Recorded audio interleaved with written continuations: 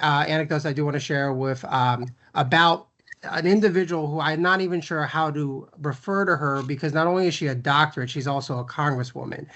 So very Ileana, few. that's a good way to Ileana, right? So very Ileana. few individuals are as distinguished or accomplished as her, and that is true. But what really was amazing about working for her and for her office was that every bit of policy that was pushed out of the office came from the heart regardless of the stance, whether the party took a stance on a certain issue, what I knew from the Congresswoman's office was that it was something that she believed in. It was something that the constituency believed in first and foremost, but it was also the right thing to do. And I saw our office take unpopular positions, even with the party, which nowadays very rarely happens, but it speaks to the moral fiber and the public service of the Congresswoman who's with us today. And I want to thank you personally for that because I'm a bit of a romantic. I went to university to study political science because I want to make a difference in the world and make sure that, and I have three children, three daughters, which I'm very blessed to have, but make sure that they grow up in a role that's better than the role that I inherited. And there was never a situation that I was ever morally compromised or concerned about whether we were doing the right thing. So thank you so much for your leadership, Congresswoman, for that. Well, Dr. Kaiser, it is a thrill, and I mean it, to see you all grown up. Because, ladies and gentlemen, when Dr. Kaiser was just a university student, he was one of our interns in our congressional office in D.C. We had a Miami office, sometimes a Miami Beach office, a Keys office, depending on the makeup of the district lines. But the main work that we did was in our D.C. office, and we really depended on young people like your chancellor when he was just a punk in college, and so he would come a couple of days a week, and we really depended on that and valued young people. Now, I have my background is I was a teacher before, and so I really like interacting with young people. And so we had a vigorous, strong, vibrant internship program, and we didn't accept just anybody, but we had really the best and the brightest, and your chancellor for higher education was definitely in that category. And as I was saying before we started the official meeting tonight, one of our interns was also Marco Rubio. Senator Marco Rubio was one of the two Florida senators, and when he was a law student at the University of Miami, he did his undergraduate work in Gainesville at University of Florida. Um, so he went there, then went to the University of Miami to get his law degree, and he wanted to see if maybe public service was something that would interest him, the real nuts and bolts. And so a couple of days a week, Marco Rubio, when he was just a law student, would come to our Miami office and intern there. And you could always already see that he was going to be a star, just like your Chancellor Kaiser. You can see when he was an intern that he was going to be a star. And he's going to try to find a photo of him during the time of the internship, and I hope that he can find it. If not with our office dog Maya, who came every day to our office, but I told Dr. Kaiser that I'm gonna get together with some of our past staffers and staff or and interns as well on Thursday, September 12th, night, more or less that time, and we'll be going to some local bar, no doubt, because that's what they'd like to do. Because some of them are still involved in congressional life, and you go to a lot of fundraisers at night, and then you've eaten so much that you really can't stuff your face anymore. So we'll probably do just a little bit of drinking. Nobody's going to be driving, and I still get together with former interns and former staffers. So I had loved every minute of public service. I didn't uh, think that I would be a member of Congress. Far from it.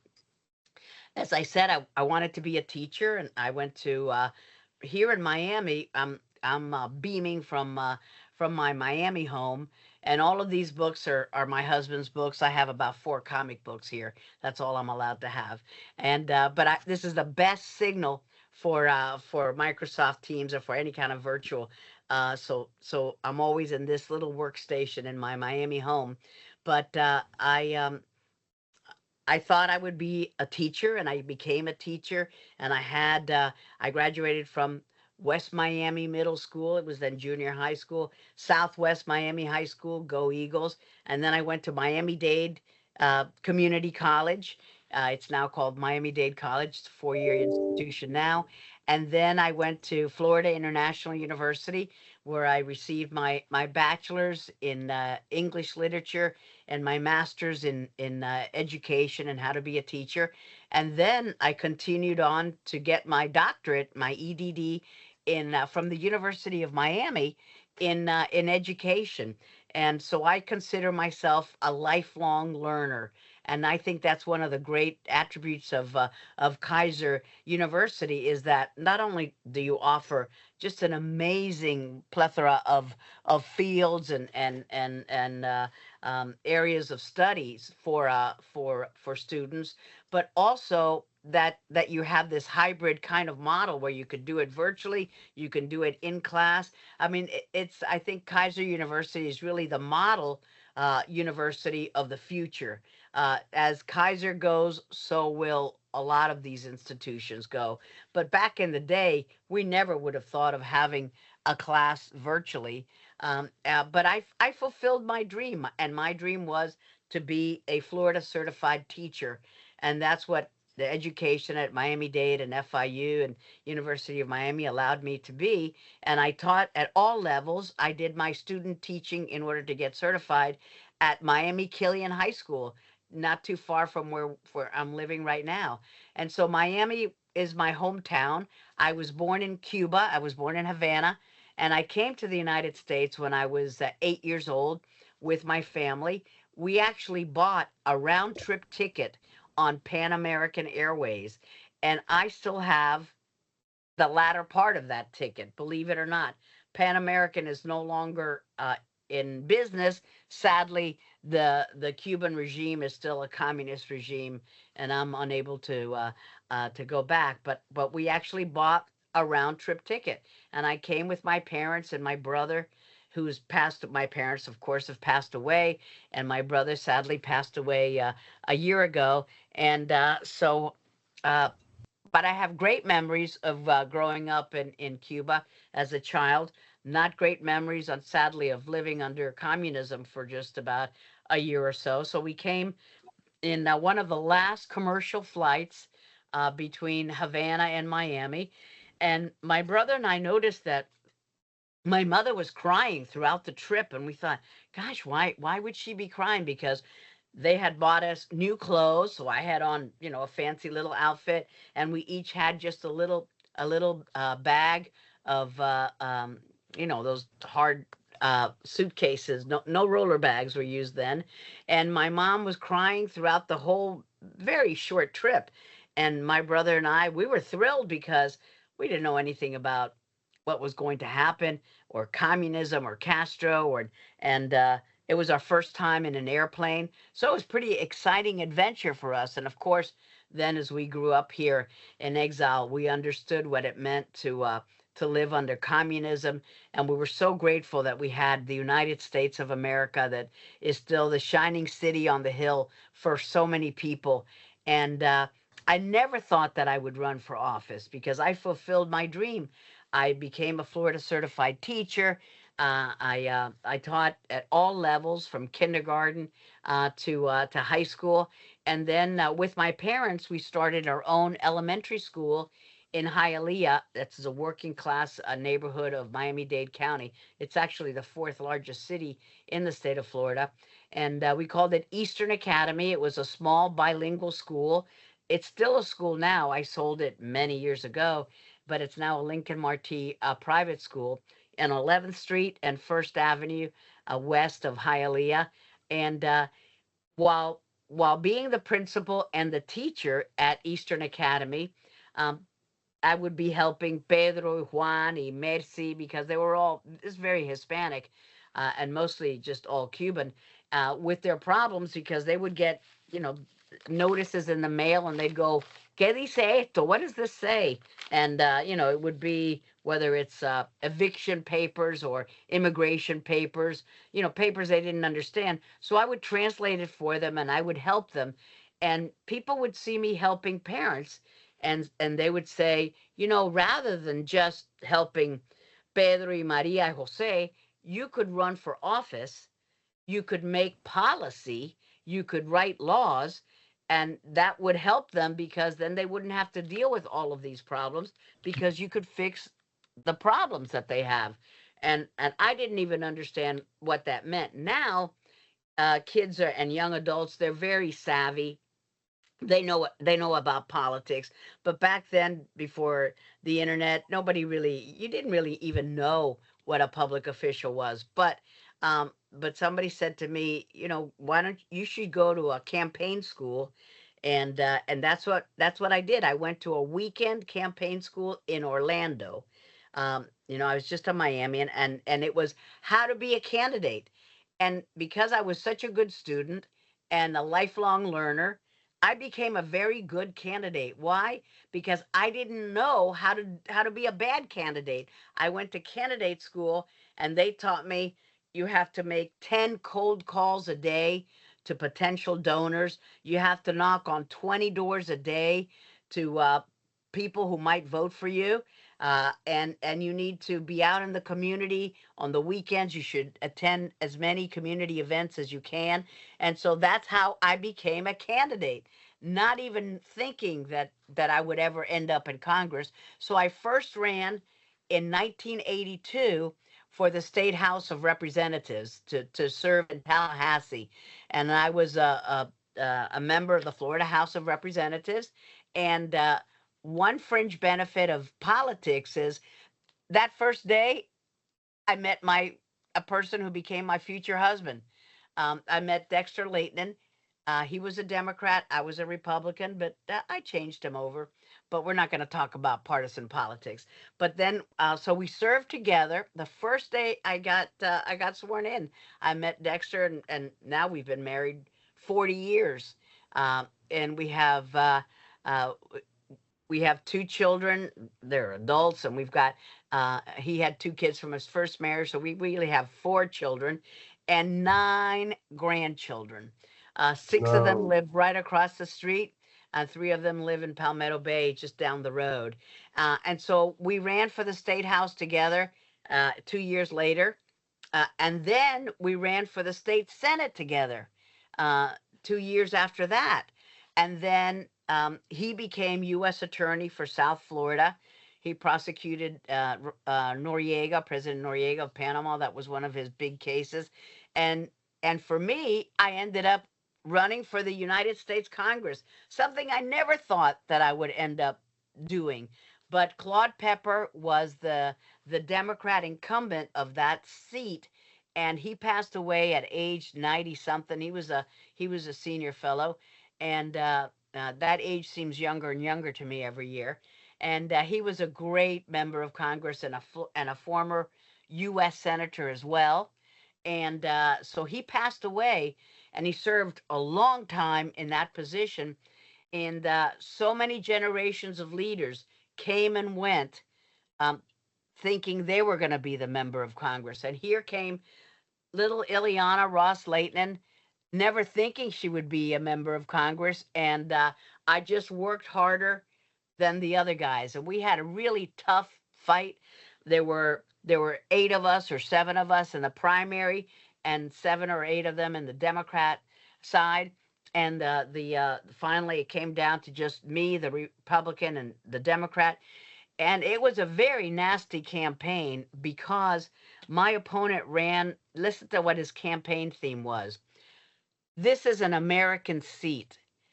What he was insinuating is that I'm not an American as a naturalized American. So I don't think that that was the right thing to do.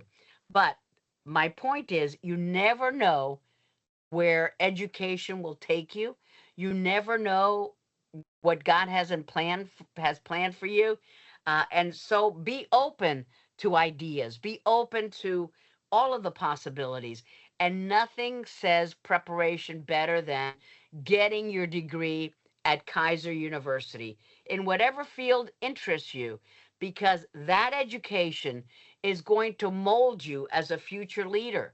And maybe you think you're going to be a nurse, but maybe you'll end up at a culinary school. You never know. But whatever it is you do, or a physical therapist, I mean, you have so many degrees. Whatever you do, get an education, finish your degree. And sometimes it's really hard. Dr. Fernandez and I, we were talking this week about how it can be very lonely to be a doctoral student when you get to that level, because when you finished your coursework, then you're left almost alone. Sure, you have your committee of professors helping you, but it really depends on how on your motivation, and whether you're going to stick it out, and it depends on you, and it really is a great test of your character, of whether you're going to finish that degree, and what you'll end up doing.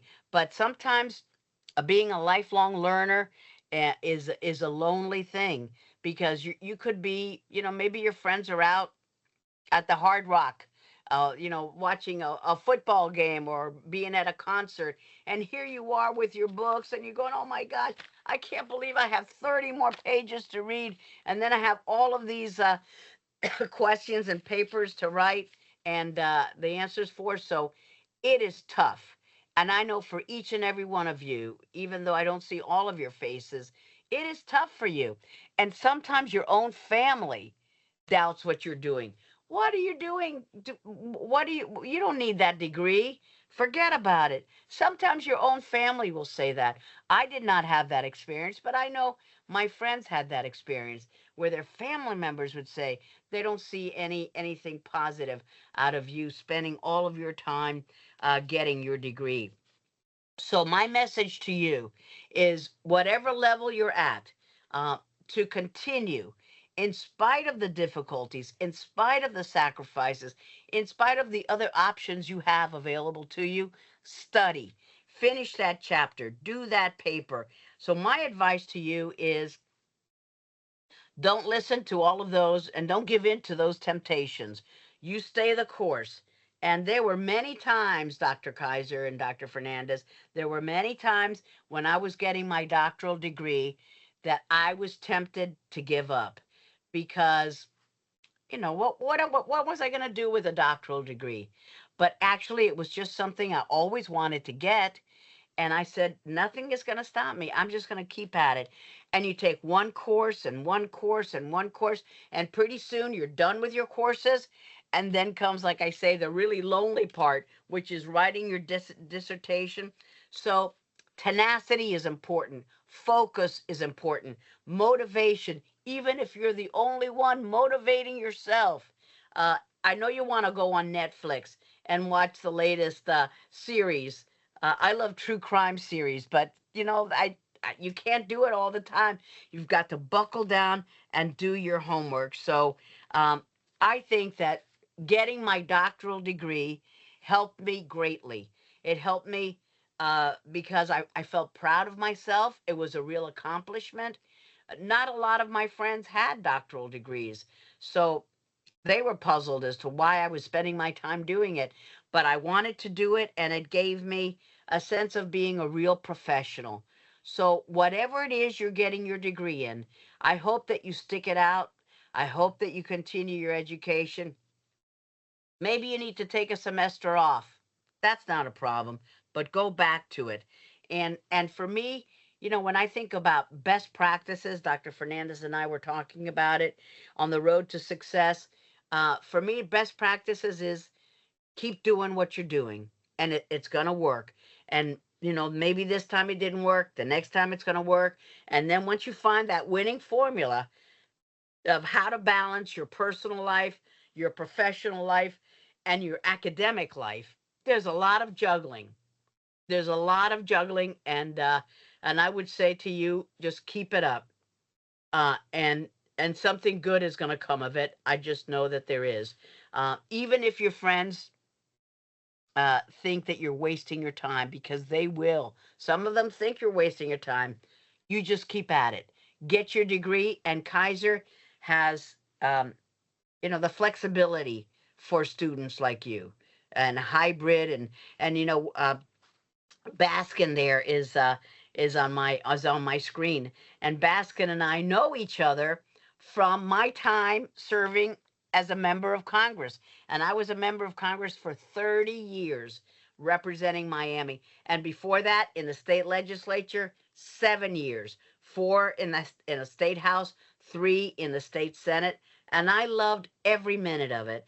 But Baskin worked in what is called the cloakroom, and it's as old fashioned as you can get. It looks like a soda shop the 50s, out of the movie Grease. They have phone booths that are, wooden phone booths, and you go in there, and and you actually, they have a phone there, and that's where you have, it's right off the floor of where you vote, so you don't have time sometimes to have a lunch. I know that people think that members of Congress live this luxurious life, but usually they're eating a tuna fish sandwich, right, Baskin, right at the cloakroom. Right And there by the floor. You can watch the floor from there you can because it's, stand, yeah. right there in the cloakroom, you are, boom, looking right there. You can't take that tuna sandwich with you on the house floor, but you can vote and then go right back to the cloakroom. It is right there. And look it up whenever we're done here with the Zoom. Look, we have a GOP cloakroom and a Democratic cloakroom, and we used to have contests as to who has the better hot dog and who has the better tuna fish sandwich. But Baskin worked there in the cloakroom, so he knows me from back in the day, and he's going to try to find a photo just like Dr. Keiser will of that time, and I'm going to enjoy that. So anyway, I've been talking for 25 minutes. I'm going to shut up. Dr. Keiser and Dr. Fernandez, what do you think if I shut up and take people's questions? I think you're fabulous. I could listen all day. But we appreciate the pause for questions. I know there was a question in the audience. Actually, I'm not the moderator tonight, so I'm going to turn it over to Heather. You want to do your thing? Okay, Heather. And one thing I forgot to say, Dr. Keiser, that Yes, ma'am. when I die, but I have to die first, there will be a portrait of me in the U.S. Capitol. You know why? Because I am the first Hispanic woman elected to the United States Congress of Absolutely. either party. And if you go to the Capitol, I don't know if many of you have been to the Capitol, but you see a wonderful portrait of Shirley Chisholm. She was a congresswoman from Texas. She was the first black woman elected to Congress. They were called, we use the phrase African American. So her portrait is a lovely portrait. It's very modern. Look it up. Shirley Chisholm, first black woman elected to Congress. She has a portrait. Patsy Mink, first congresswoman of Asian background. She's got a portrait. Uh, there.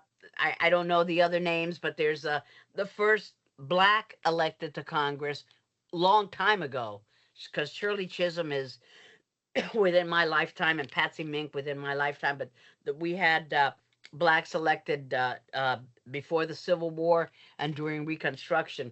So the first black man is there, and the first Asian American man is there. I forget his name. So the trick is, though, that the House historian said, "Congresswoman, do you know that we will have a portrait of you?" And I said, "What?" And she said, "Yes, because you are the first Hispanic woman, and you can't choose your portrait because you have to be dead." I said, "Well, I'm in no hurry. Please, thanks for the honor, but and I do have a portrait already, Heather, Dr. Keiser, and Dr. Fernandez, because I chaired the Foreign Affairs Committee, and I was the first woman chair of that committee, and I had a portrait done of me, and it's in room 2255 in Rayburn. If you're ever in Congress, look me up." So, and it's a lovely portrait because I was younger and thinner then. If I may interject, actually, and Heather and Dr. Fernandez will probably kill me because my job tonight was actually to introduce your bio. and I never even did it. I was too busy talking about my personal experience. But I want to brag on you for just a second, because not only is Congressman Ileana Ros-Lehtinen groundbreaking in terms for women, but also for the LGBTQ community. And again, speaking when I spoke my anecdote in the beginning about everything, all the policy coming from the heart. Uh, and truth be told, and this is my personal opinion, so this is not necessarily the Congresswoman's, but I do believe this, especially at the time, given the politics, given the party, that was hard to do. It was hard to stand up and be as inclusive as she was. And I think at this point in history, we can all say that she was a forerunner. She had the foresight to see that this community need to be embraced. And she was the founding member of the Congressional LGBT Equality Caucus, as well as the Congressional Anti-Bullying Caucus. And You are again, so nice to bring all that up. Yeah, I well, am very proud of that. Yes. So I had voted for the Bill Clinton policy of uh, the Respect for Marriage Act, or whatever it was called, defining marriage as being between a man and a woman. So I did vote for that, and Bill Clinton signed it into law, and that was the law of the land. And I always felt bad about it. So times change and people change because we always evolve. Education is powerful. You learn new things and your positions change. And I became the first Republican to sign on to marriage equality bills, and I was very happy that I was the first Republican co-chair of the LGBTQ caucus. And uh, and people grow. Just because you have a position one day when you're 30 years old doesn't mean that maybe when you're 50 years old you'll feel that way. Evolution is powerful, and education is what makes this country so great. Diversity, and we've come to appreciate the diversity of this great land. And so I always felt bad that about those votes. They're votes that you regret and you go, oh my gosh. I hope I get a mulligan. I get a chance to do it over again. And here it is. I had a chance to do it over again because I lasted so many years in Congress, and that was one of my finer votes. well, to your credit, and then I want to punt it to Heather because I know there's questions, and you and I could probably talk forever, and I'm not sure everyone wants to do that on this call, but I try to impress upon my daughters. They're young, and look, I've been blessed. Many people don't know this, but I'm from a very matriarchal family. My grandmothers are my heroes. And what I try to explain to people, whether it's the people I work with and for, and my daughters, is that leadership is not always convenient. Leadership That is comes great. Yeah. right. Leadership's not always convenient, but when you do the right thing for the right reasons, that is real leadership. And that, I think, you are the perfect manifestation of that ethos. And it is demonstrated in your voting record. It is also demonstrated in your leadership record, especially on the LGBTQ issue. And I think society now says you are absolutely in the right. And I think, yes, at the time, probably very hard for you, probably very controversial for you within the party. But again, you are the manifestation of leading by example and doing what's right, even though it may not be convenient at the Oh, time. that So is very nice I of want to you, thank you Dr. for that. Kaiser. Thank you. Thank you very much. Thank you. Of course. So And we have, Heather, here you go. This is your all good, opportunity. You gotta all jump good. in I right think now, we're Heather. all enjoying this. I don't want to interrupt, but we do have some questions. I have some that I received, and we have a few people with their hands up. So I want to go back to Nestle Godfrey. They had their hand up there for a few moments. I promised I would go back. So Nestle, you're welcome to unmute yourself, or if you want to drop it in the chat, I'm happy to read it out loud for you. I make no promises that I will make it as eloquent as you would put it, but I can try. Go ahead. Nestle still with us with her I think she question? might have dropped off, Heather. I think she dropped off. Oh, Okay. Yeah. see, I But we'll talk get so back to much. her. It's Yeah, okay. come We can go back. back. I see So Norma and Abraham have hands up. yeah, so Dr. Pastor is our campus president from your neck of the woods down in Miami. Wow, wow, wow, wow.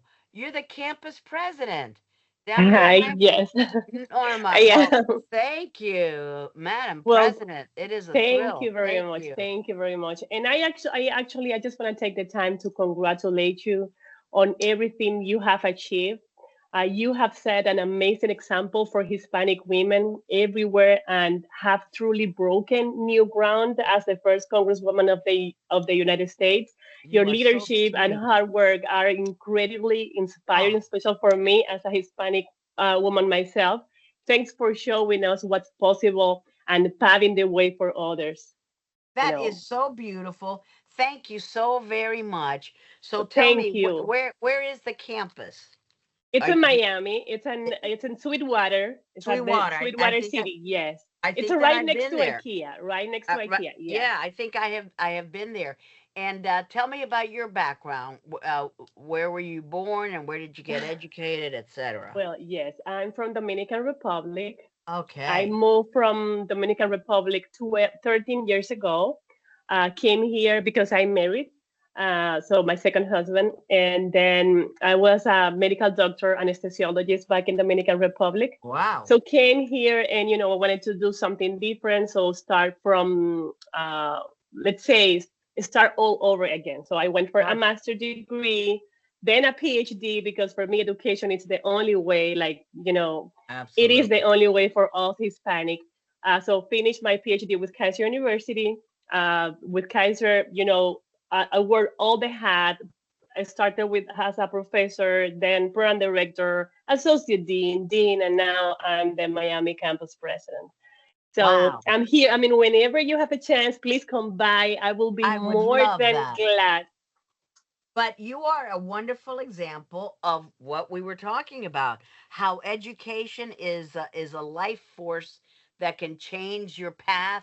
That you never know what you're going to end up doing. You're a medical doctor in the Dominican Republic, and now you're a campus president of a major university in the Miami area. So education made that available to you, and you didn't say, "Oh, well, I already got my degrees, and too bad I can't practice as a doctor here, etc." And my parents were very good role models for me, Norma, because my father was a graduate of the University of Havana, and yet when we came to the United States with no money, with just a little bag of clothes, my father went back to school, and he graduated just like I did from Miami-Dade Junior College then, and then went to the University of Miami and became a certified public accountant. And he didn't say, "Oh, well, I already did my education in Cuba. Forget it." No, he had to go to the University of Miami, which is very costly because we did not have a 4-year state tuition school here, and we didn't have as many scholarship opportunities as you have now at Kaiser. So my father was a great role model for me to teach me the value of education, because with limited English, he went back to school, got his degrees at Miami-Dade College and at the University of Miami. So it was rough for my brother and me to say, education is too hard. I'm not going to go to college, when my dad was working 2 jobs, going to school. My mom was taking buses to go to work at a Miami Beach hotel, working in the cafeteria there. So when you grow up with difficult circumstances, I think that that's a positive thing, because it teaches you that education is the great equalizer. It And is. in this country, uh, you don't rest on your laurels. You just keep going.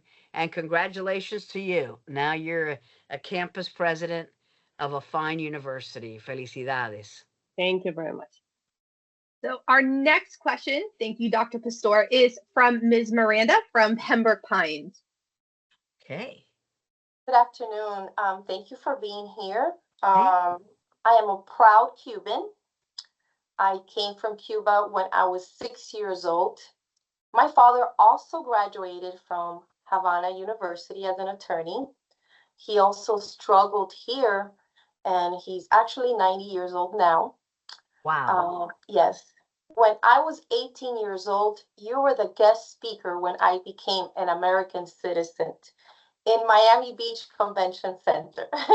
Let me tell you that I loved getting invited to those ceremonies. Why? Because I remember when I became a naturalized American. And so that was one of my proudest days. And so whenever the immigration services invited me to give the speech to new citizens, whether it was 10 or 1,000, like at Miami Beach Convention Center, that was a big, big, big auditorium. I would say yes, and it was, it reminded me of when I became a citizen. So I'm very grateful for the greatness of this country, and every time I go to those ceremonies, I'm just so darn proud that they still invite me. And those are great ceremonies. I cannot believe that I was the speaker at yours. Oh my gosh, Yes. Jacqueline, I'm so And happy to hear that. actually, your campaign was the one that paid for me to be an American citizen. So what she's talking about is this.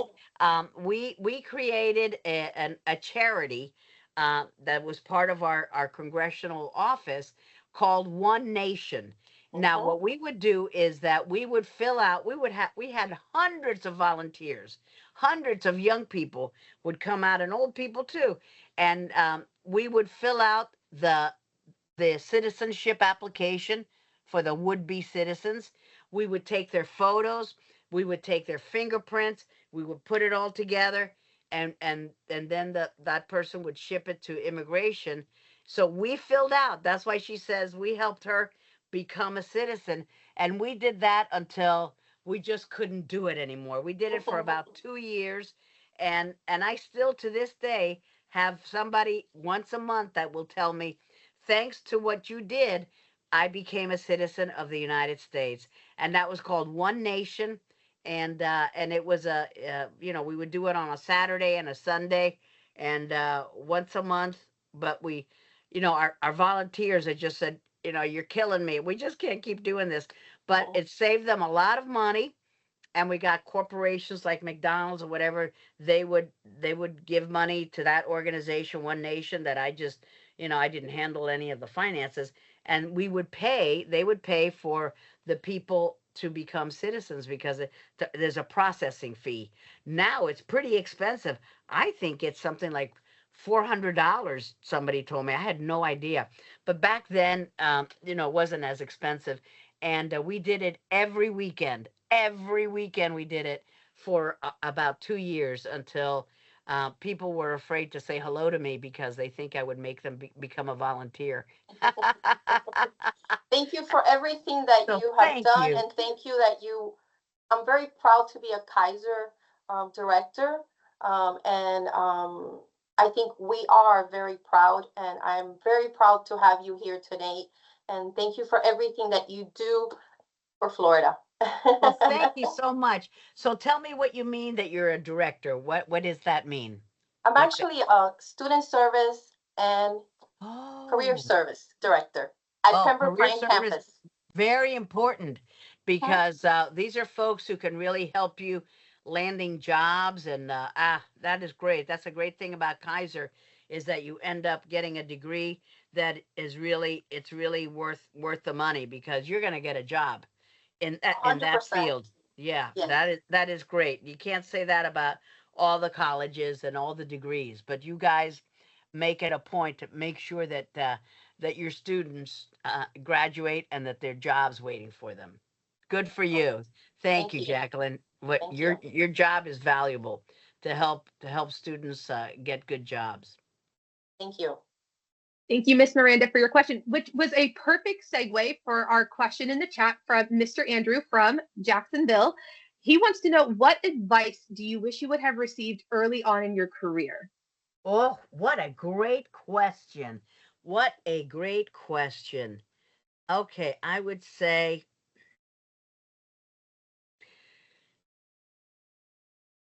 don't worry so much about getting that perfect life, because I was already in public service and then got married and then had kids and then had grandkids.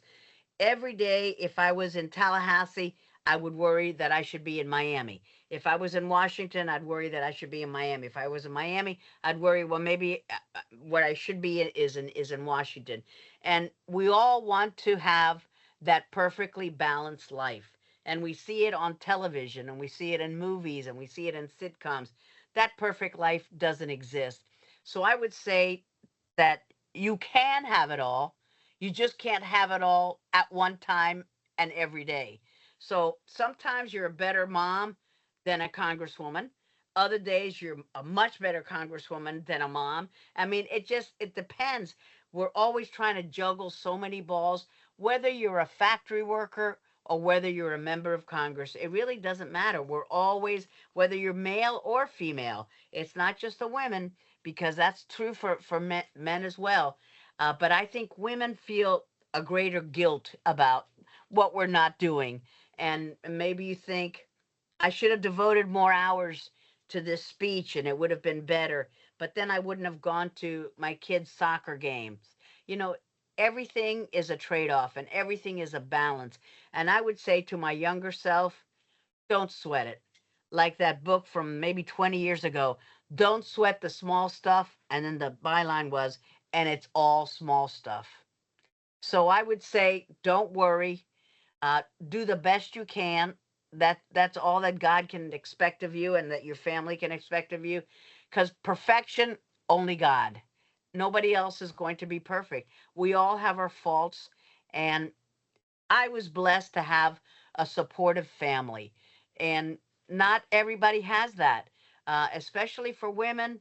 You know, when you're getting your graduate degrees at Keiser, you know, maybe your family members don't support you the way that they should. I mean, that's just a fact of life, and that you should be devoting more times to your children, and you know, all of those things, they make us feel so guilty. And so I say, be kinder to yourself. um, you can't be a perfect person. Perfect, only God. We try our best. And if we treat people with respect, treat people like the Golden Rule says, in the way that you would like to be treated. And that's how I think I did my job every day. And even now, when I have a great job, because I work for a firm up in DC, and I go back and forth. Uh, Tuesday, August 27th, that's next Tuesday, I will be on a flight that leaves Miami at 6:28 a.m. And then when I come back home, I'll be on a flight from DC to Miami that leaves Reagan Airport at 5 a.m. I mean, it literally takes off at 5 a.m. I always take those flights because the first flights are the most dependable ones. As the day goes on, you're more likely to be late or the flight gets canceled. So, you know, I do the best I can. Now I feel guilty with grandkids. Should I go to this soccer game that I'm missing because I'm here with Keiser? No, I made a commitment to Keiser, and I'm very glad that I'm here. And my husband, uh, Papa Dexter, is at the soccer game. But I'll do it. I'll do it tomorrow night. So you just can't have it all the time, but you can have it different days, different things, balance. And I would have told my younger self, don't worry about it. Don't worry about it. Don't feel guilty. Don't beat yourself up. Let it go. Thank you so much for that. And thank you so much, Andrew, for your question. I do have a sort of follow up to his question. So, Constitution Week is a few weeks away, and that's something important that we here at Keiser take the time to recognize, talk Thank about you. Wow. with guest speakers, and we try to educate the students on the importance of registering to vote and getting out there and voting. In your opinion, why is it important to show up on election day, whether it be the primaries, whether it be local, whether it be national? Why is that important, and why we keep talking about the Constitution at educational institutions? Absolutely. It is so important. Thank you, Heather, or whoever it was who asked that question. I don't know if it was from another viewer, but you know, democracy is not a sport to be viewed in television, although the conventions are going on now, so it literally is on television. But it's a participatory sport. It's something that we all have to participate in. And you know, there's some members of Congress. There's a member of Congress now who is a member of Congress who got elected by 3 votes. 3 votes. There's another member who got elected by 6 votes. So every vote matters. So if you think, oh my gosh, I've got a class that I've got to finish at Keiser online, but maybe I don't want to go vote. I'm tired. I got my kids. I have to go to the grocery store. I've got all of these responsibilities. Well, in Florida, we make it very easy for you to vote. You can vote absentee through the mail. You can vote in any location 2 weeks before Election Day. There's no excuse to not vote. And I take voting very seriously, and your vote matters. It really does. Some elections, people get voted on, so many by so many votes. But other votes, other races, they can be decided by your vote and your family's vote. Literally, literally. I mean, I know the congresswoman from Iowa. She called her PAC, the Political Action Committee, 6-pack, because she got elected by 6 votes.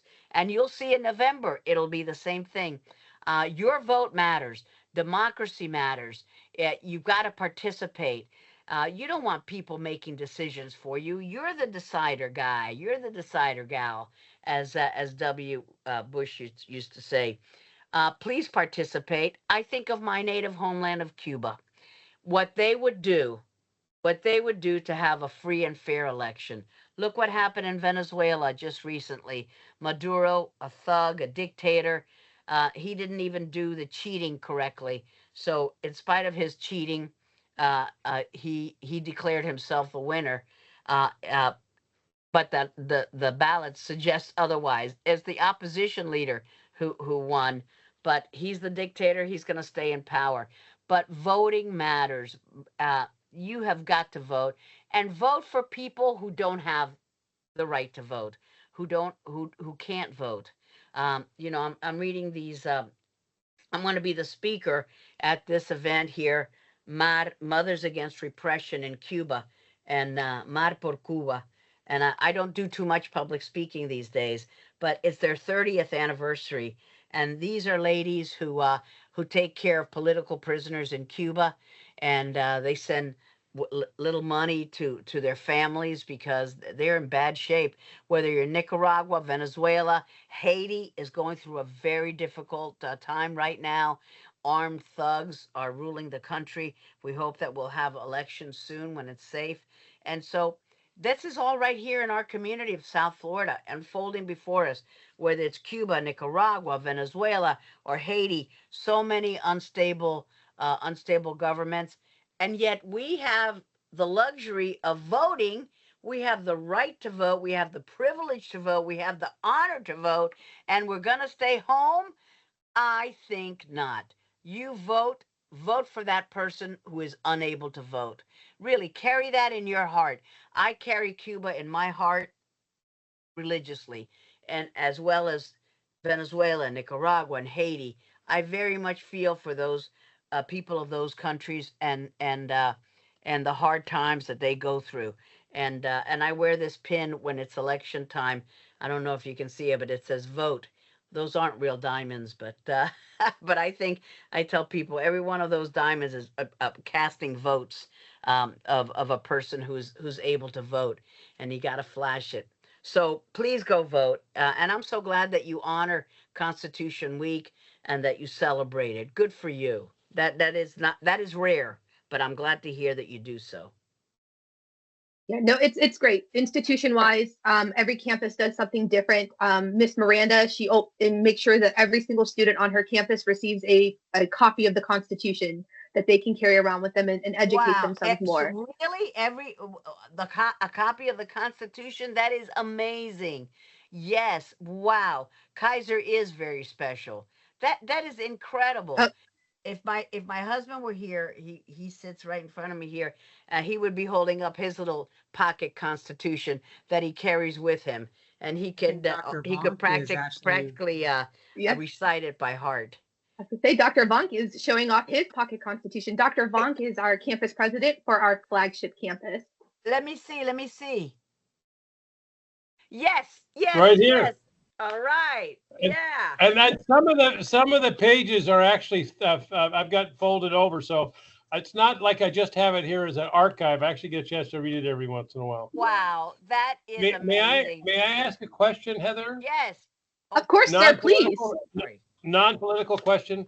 I know you're on the after-school caucus, and I know that so much of what's happened in the last several years with the impact on young kids Hold in on school. 1 second. Let me introduce you to my the Papa Dexter who just came from soccer. And you know what? Come down a little bit because there you are there.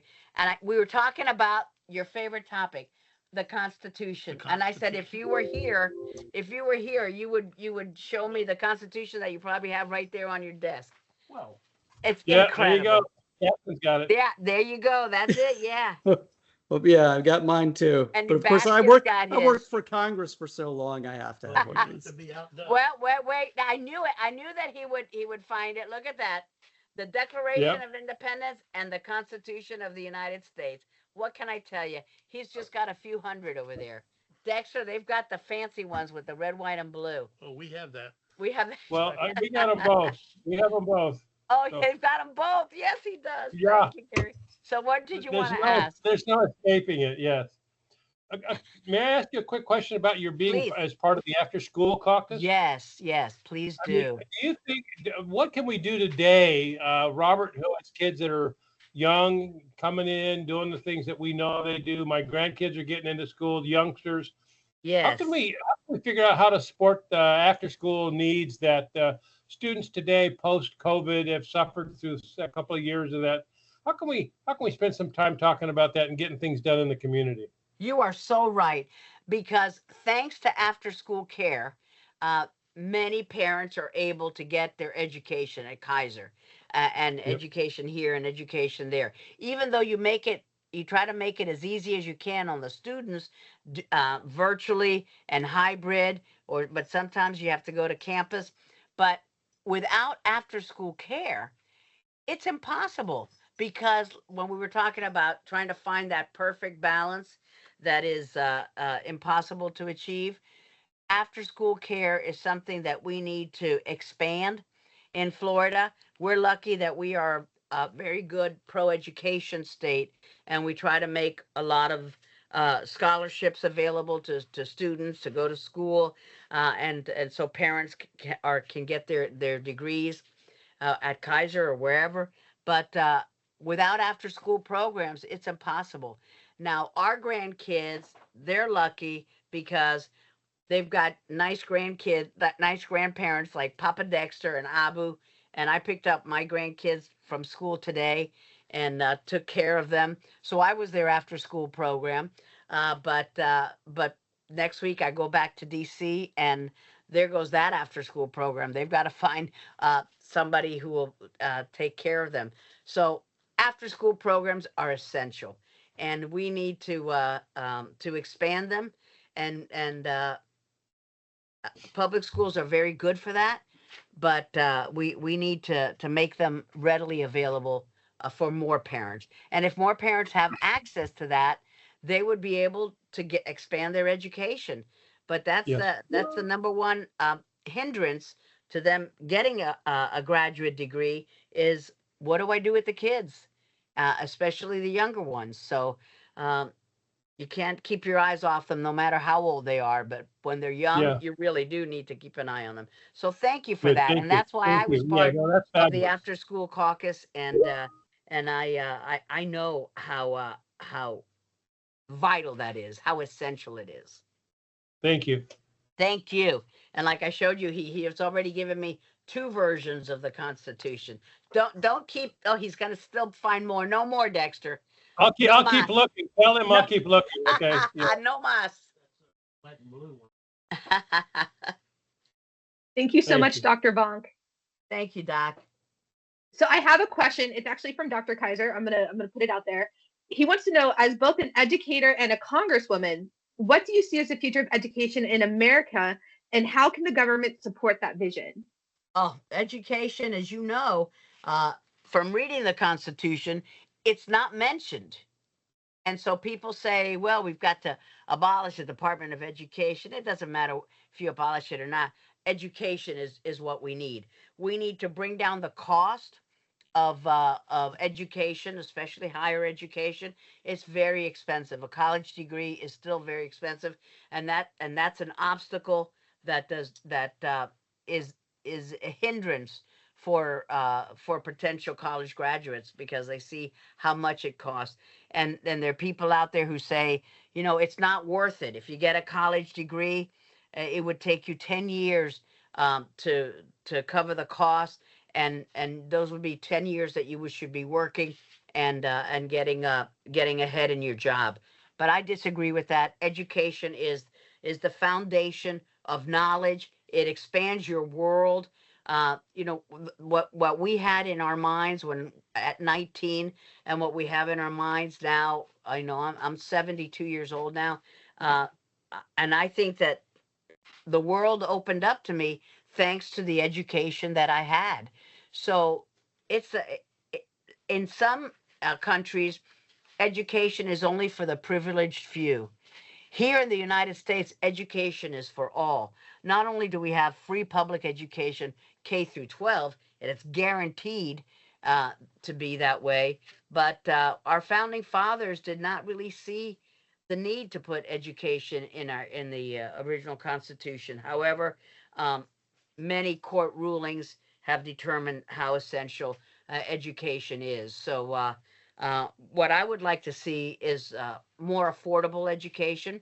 So when I was in the state Senate, as I told you, I was serving in the state Senate with my husband, I created with another senator, Curtis Peterson from Lakeland, the prepaid college tuition program. So we were the two authors of that. Little did we know, Curtis Peterson and I, in the state Senate, that it would become the most successful and fiscally responsible college program, college tuition program in the country. And our kids, when they were born, and we signed them up for it, and we were the 7th and 8th contract in the state of Florida, and now we've got over a million kids signed up for the Florida prepaid college tuition program, and that was one of my finest accomplishments when I was in the state Senate. So making college affordable is still very much something that I work on every day. You don't have to be an elected official to do those kinds of things. So I help now as a consultant in my firm. I work with people like the members of Congress of our delegation, Mario Diaz-Balart, Maria Elvira Salazar, Federico Wilson, Carlos Jimenez, Debbie Wasserman Schultz, Lois Frankel. We've got two great senators, Senator Rick Scott and Marco Rubio, like I said, a former intern, and they understand that education is the key to success. I never would have thought that I would have had a doctorate. I never would have thought that I would have become an elected official, and education really opened the door for me. Thank you for that. So I had a question from Mr. Johnson, who is here in Fort Lauderdale. He wanted to know what advice you would give for one of our students that would be interested in, maybe especially after hearing you tonight, moving from maybe education into a political career. Is there any advice you would give them? I know you didn't set out for that. Well, first of all, volunteer as an intern. You don't have to be a college student. You can be a 60-year-old intern. Go to a member of Congress and say, or a state senator or a state representative or a county commissioner or the mayors of your town. You live in Fort Lauderdale. You've got a good mayor there and good members of Congress and state senators, and say, I want to intern and get to know what that office is like. What was Marco? Yeah, Marco. I told them about Marco Rubio. Yeah, and Dexter's telling me, tell him about Marco Rubio. Yeah, and Dr. Keiser was an intern for us in the DC office. Dexter, it's just a small world. So first of all, volunteer. Secondly, volunteer in a campaign, because that could be a lot of fun. I know that maybe you think it's not going to be fun, answering phones but it is knocking on doors and asking people to vote for that candidate. But volunteering in a campaign is a lot of fun, and there's always a campaign going on. Look at all the signs that you see as you drive around South Florida or North Carolina, wherever you are. Big interest. It doesn't matter if you're Republican or Democrat. This doesn't matter. So intern, be a volunteer. That's a fancy word for say volunteer in an office, or volunteer in a campaign. And you don't have to do it every day of the week. And you don't have to do it 7 days a week. You can just go once a week and say, look, I can spare 1 hour a week.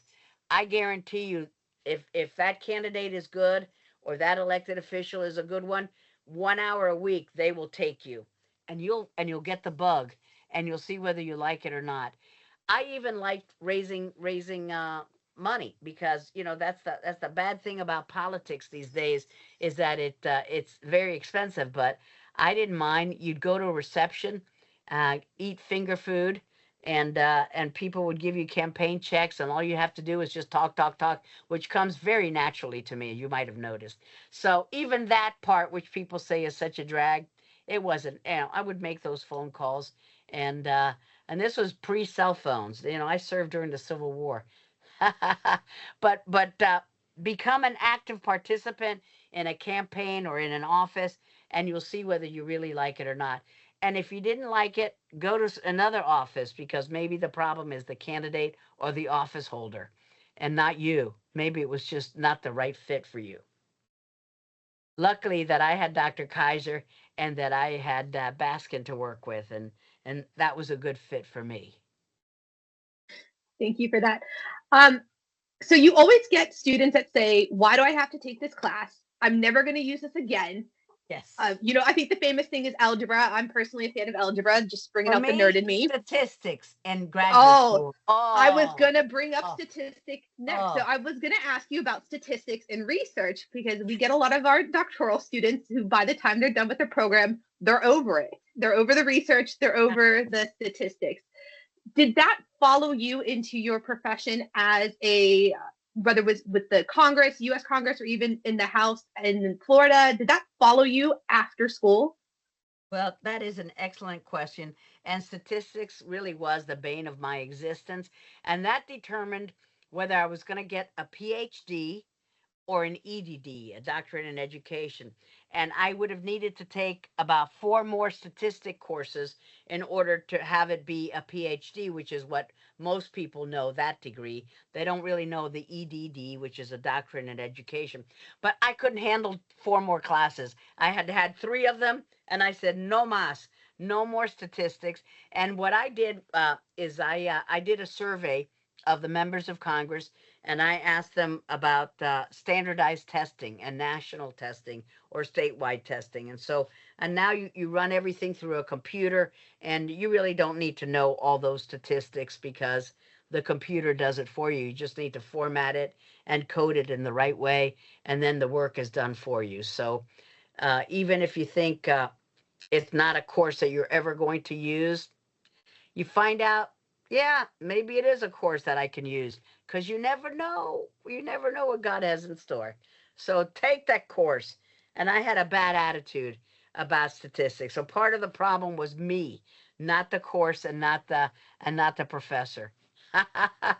That was at the University of Miami, where I got my degree in education.